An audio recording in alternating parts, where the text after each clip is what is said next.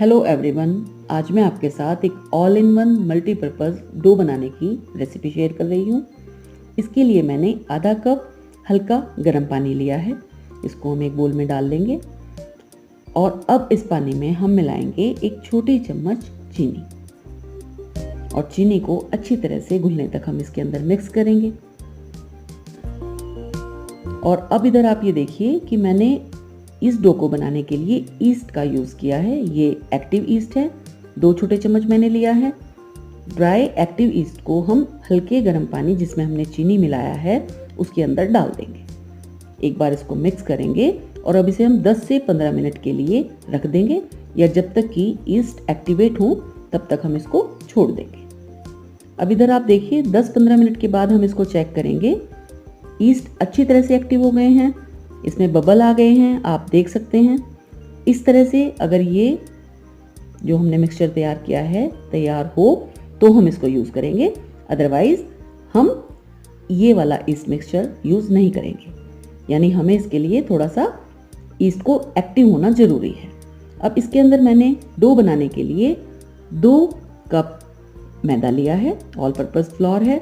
इसको हम डाल देंगे और इसमें हम 1/4 चम्मच नमक डाल देंगे और 1 छोटा चम्मच कुकिंग ऑयल डालकर इसको मिक्स करेंगे। देखिए अच्छी तरह से इसको हम मिक्स कर लेंगे और अब हमें बारी आती है इस डो को गूंथने की। इसके लिए आप ध्यान दें, आपके जो मौसम है उसके ऊपर ये डिपेंड करेगा।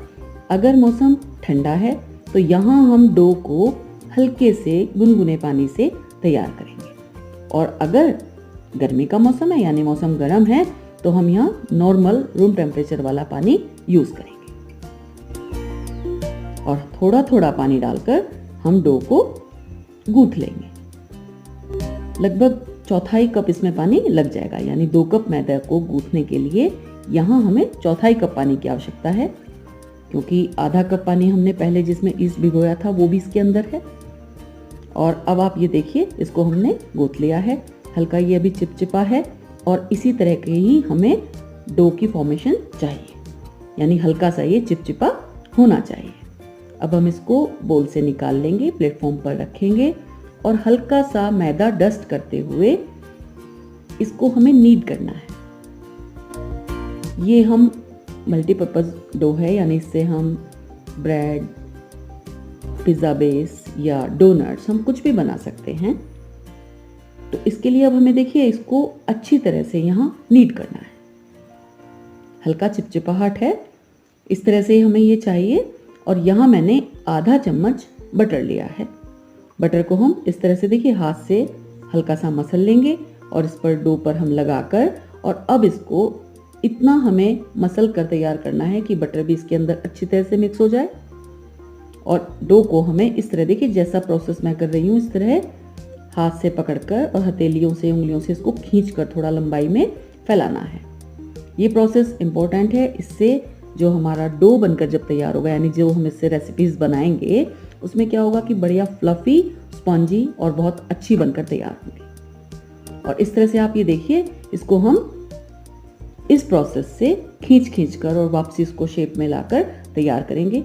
यानी करीब हमें 5 से 7 मिनट तक इस प्रोसेस को दोहराते जाना है।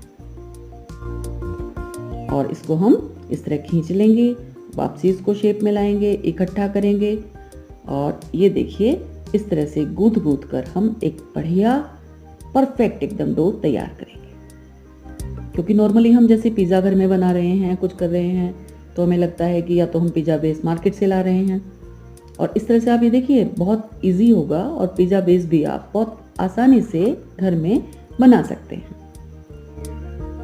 ये देखिए इस तरह से करते हुए इसको मुझे 5-7 मिनट हो गए हैं।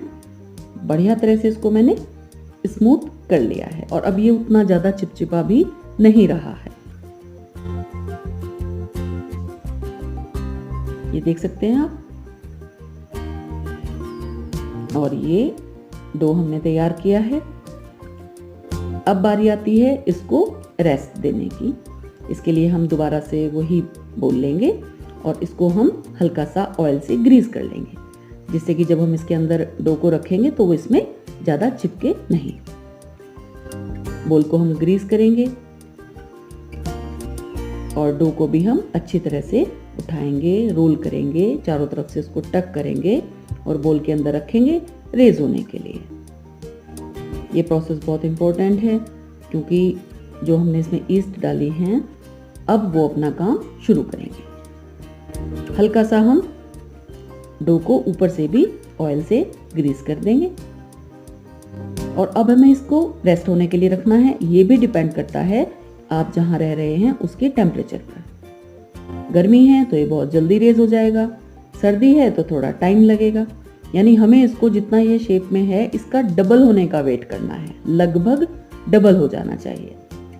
इसके लिए हम इसको ढककर रख देंगे। आप किचन में भी किसी भी गर्म जगह इसको ढककर रख सकते हैं और इसको आप चेक करें 1 से 2 घंटे बाद या जब तक कि ये डबल हो जाए। यानी सर्दियां हैं तो 2, ढाई, 3 घंटे भी लग सकते हैं।